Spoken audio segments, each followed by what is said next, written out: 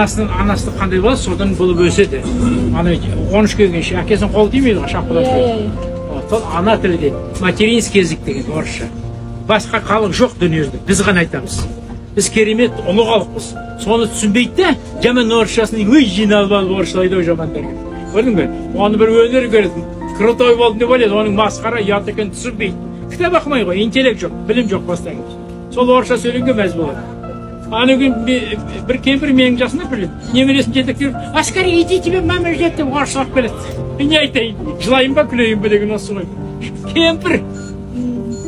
Менеге ана қазақша сөйлемейсіз деп жай культурны айтып, ана ала көзбен қарап, бұны атпай, сен кімсің деп баяғы. Мен мынау күйеу баланың несі, мынау кіші баланың, мен осындаймен жүрмін ғой енді ескі болсын. Ал керемет киінген кемпір енді, бейсің, ақшасы көп.